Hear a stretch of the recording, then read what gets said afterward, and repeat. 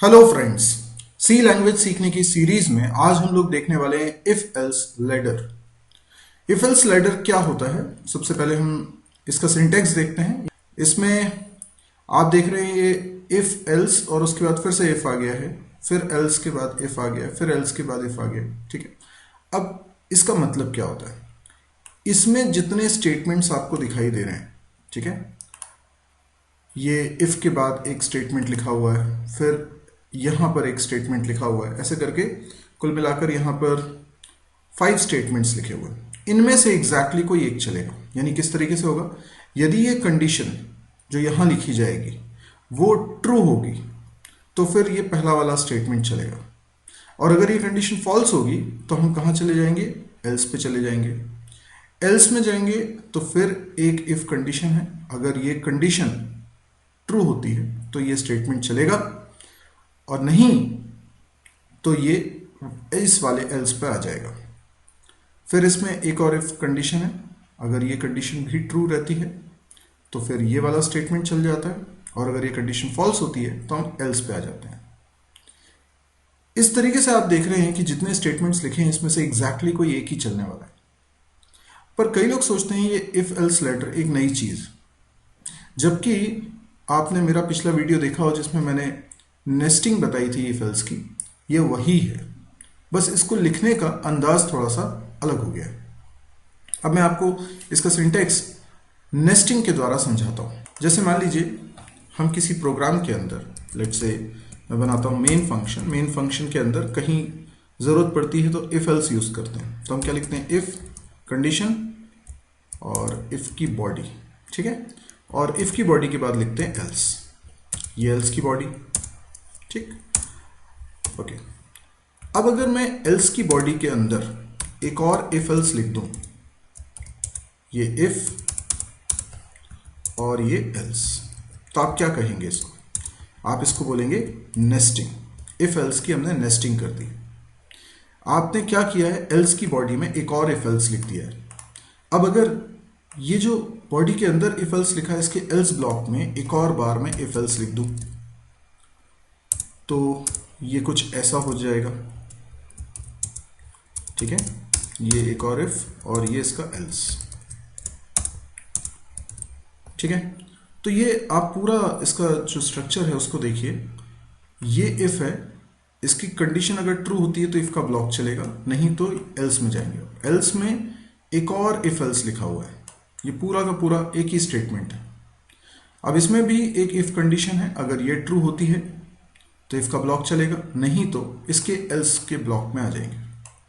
अब इस एल्स के ब्लॉक में फिर से एक और इफ एल्स लिखा हुआ है। तो कई बार ऐसा होता है कि हम नेस्टिंग करते हैं और हर बार एल्स की बॉडी में नेस्टिंग होती है, यानी एल्स की बॉडी में ही इफ एल्स लिखा जा रहा है।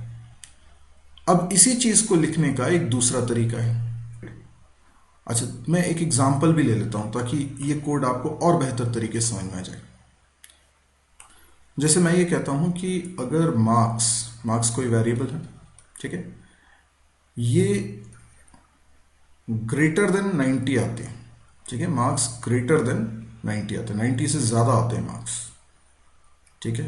ये मार्क्स क्या हो गया? 90 से ज्यादा, तो हम उसे ए ग्रेड देते हैं, ठीक है।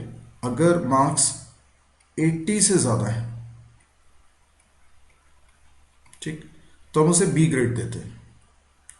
देखिए 80 से ज्यादा है पर 90 या उससे कम है तो बी ग्रेड है। तीसरा देखते हैं, यदि मार्क्स 70 से ज्यादा है, ठीक है, तो हम उसे सी ग्रेड देते हैं।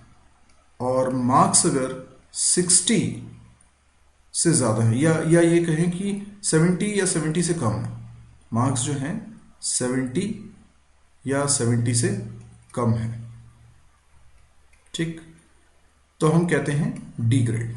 तो यानी कोई एक एग्जाम है जिसमें मार्क्स आते हैं, और मार्क्स कितने आते हैं इस पर डिपेंड करता है कि उसे कौन सी ग्रेड मिलने वाली है, ठीक है। ये मुझे बनाना है। अब आप मुझे बताइए पहले तो इसमें कितने केसेस हैं? 4 केसेस हैं, ठीक है। हर एक केस के लिए मुझे एक इफ स्टेटमेंट लिखना होगा, ठीक है। तो इसको कैसे लिखेंगे? देखिए, सबसे पहला केस, 90 से ज़्यादा हैं अगर मार्क्स, तो लेट से यहाँ पर कुछ मार्क्स नाम का वेरिएबल है, इंट मार्क्स। ठीक है, हम यूज़र से एक वैल्यू एंटर कराते हैं, एंटर योर मार्क्स। अब मान के चलिए ये 100 में से दिया जा रहा है, स्कैनफ %d और ये मार्क्स की वैल्यू। ठीक है, अब मैं इफ में क्या लिखता हूं, मार्क्स जो है अगर ज्यादा है किससे, 90 से, तो प्रिंट कर दो प्रिंट एफ ग्रेड ए। ठीक है, अच्छा, क्योंकि मैंने इफ के ब्लॉक में एक ही स्टेटमेंट लिखा है, ये करली ब्रैकेट हम हटा सकते हैं। अगर एक से ज्यादा स्टेटमेंट लिखते तो हम करली ब्रैकेट जरूर लगाते। ठीक, अब अगर मार्क्स उसके 90 से ज्यादा नहीं हुए तो एल्स में आ जाएंगे। एल्स में आएंगे तो एल्स के अंदर एक और इफ कंडीशन लगी हुई है। इसमें मैं लिख सकता हूं, यदि मार्क्स ग्रेटर देन 80 तो हम प्रिंट करेंगे ग्रेड बी। ठीक है, अच्छा, इस वाले इफ ब्लॉक में भी एक ही स्टेटमेंट लिखा है तो इसका करली ब्रैकेट भी मैं हटा सकता हूं, राइट। ठीक है, अच्छा, इसके बाद अब यहां पर मुझे ये चेक करने की जरूरत है क्या कि marks less than equal to 90 है। देखिए, मैं ये चेक कर रहा हूं कि मार्क्स 80 से 90 की रेंज में है तो ग्रेड बी मिले, पर मैंने यहां पर सिर्फ लिखा है मार्क्स ग्रेटर देन 80। क्या मुझे यहां पर एंड लगाकर, ऐसे एंड लगाकर ये भी लिखना चाहिए marks less than equal to 90? क्या मुझे ये भी लिखना चाहिए? जरूरत नहीं है इसकी। क्यों नहीं है? क्योंकि मार्क्स अगर 90 या उससे कम है तभी तो आप इस एल्स की बॉडी में आए हो। क्योंकि अगर मार्क्स ग्रेटर देन 90 होते तो ये कंडीशन ट्रू हो चुकी होती और आप एल्स में कभी नहीं आते। तो ये कंडीशन फॉल्स हुई है, इसका मतलब मार्क्स डेफिनेटली 90 या उससे कम है। तो अलग से इस बात को चेक करने की यहां जरूरत नहीं है, क्योंकि यहां पर आने का मतलब ही है कि 90 या उससे कम है। अब अगर मान लीजिए मार्क्स ग्रेटर देन 80 भी नहीं है तो फिर एल्स में जाते हैं। एल्स का मतलब क्या है? एल्स का मतलब है मार्क्स 80 या उससे कम है। तो इसके अंदर एक और इफ लगा, तो मैं लिखता हूं मार्क्स ग्रेटर देन केवल 70। और अगर ये कंडीशन ट्रू है तो प्रिंट कर देते हैं ग्रेड सी। ठीक है, अब इस वाले इफ में भी एक ही स्टेटमेंट लिखा है, इसलिए मैं करली ब्रैकेट हटा रहा हूं। ठीक है ना? अच्छा, 4 ही केस थे। चौथा केस क्या है? Absence of first 3 cases. चौथा केस और कुछ नहीं है। अगर पहले 3 केस नहीं हुए तो ऑटोमेटिकली चौथा केस हो गया। तो हम यहां पर अलग से कोई कंडीशन नहीं बना रहे हैं, डायरेक्टली लिख रहे हैं प्रिंट एफ ग्रेड डी। और क्योंकि इस एल्स की बॉडी में एक ही प्रिंट एफ है तो मैं इसके करली ब्रैकेट भी हटा रहा हूं।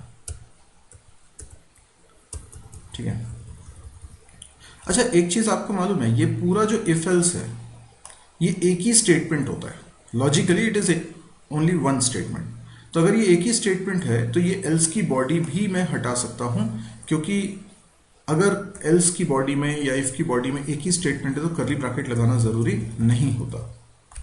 देखिए, मैं यहां से ये हटा रहा हूं, लेकिन आपको ये समझ में आना चाहिए कि ये जो एल्स है, एल्स की बॉडी में एक ही इफ एल्स लिखा हुआ है, इसलिए मैंने करली ब्रैकेट नहीं लगाए हैं। पर आपको ये समझ में आना चाहिए कि एल्स की बॉडी के अंदर इफ एल्स लिखा हुआ है, तो यानी अगर इस एल्स में आएंगे तो ये इफ एल्स चलेगा। ठीक है, ये भी आप कह सकते हैं कि ये जो इफ एल्स लिखा हुआ है ये लॉजिकली एक ही स्टेटमेंट है ना। इफ एल्स पूरा हमेशा लॉजिकली एक ही स्टेटमेंट होता है, तो ये करली ब्रैकेट अगर मैं ना भी लगाऊं तो भी प्रोग्राम सही है। ठीक है, अब देखने में थोड़ा सा मैसी लग रहा है ना। इसको थोड़ा सिंप्लीफाई करते हैं। अच्छा, इस बात से तो आपको कोई फर्क नहीं पड़ता ना कि बीच में कितनी स्पेस आपने दी हुई है। ये स्पेस मैं हटा दूं तो इससे कोई फर्क नहीं पड़ता। हाँ, एल्स के बाद कम से कम एक स्पेस तो देना पड़ेगा, तब तो उसे कीवर्ड मानेगा। देखिए, ये ब्लू कलर से अलग दिख रहे हैं ना एल्स और इफ। अगर मैं ये स्पेस नहीं दूंगा तो ये ब्लैक कलर से दिख रहे हैं। इसका मतलब कंपाइलर उसे नहीं पहचान पाएगा कि एल्स एक शब्द है, इफ एक शब्द है, क्योंकि वो शब्द होने के लिए जरूरी है कि उनके बीच में स्पेस हो। तो ये मैंने स्पेस दे दिया। अच्छा, ये जो इफ था है ना, ये भले ही मैंने इस एल्स के साइड में लिख दिया, लेकिन एक्चुअल में इसका मतलब क्या है? ये वाले एल्स की बॉडी में ये इफ एल्स लिखा हुआ है ना, लेकिन थोड़ा सा अलाइनमेंट में चेंज करता हूँ, इस प्रिंटफ को ऐसे लिखता हूँ, ये एल्स को इधर लिख देता हूँ, ठीक है। अभी ये वाला जो इफ है, इफ एल्स है, ये इस वाले एल्स की बॉडी का पार्ट है, ठीक है। तो मैं क्या करता हूँ, यहां से भी स्पेस हटा देता हूँ और यहां पे इफ को लिख देता हूँ। ये मैंने कोड चेंज नहीं करा है, मैं उसको जो अरेंजमेंट है, उसका जो अलाइनमेंट है, उसको बदल रहा हूँ, बाकी कोडिंग में कोई चेंज नहीं है। इससे ये रीड करना बहुत आसान हो जाता है, समझना बहुत आसान हो जाता है। आप देखिए ये जो चारों प्रिंटफ लिखे हैं, एग्जैक्टली इसमें से कोई एक प्रिंटफ चलने वाला है। तो अब मैं इस प्रोग्राम को रन करके आपको बताता हूं।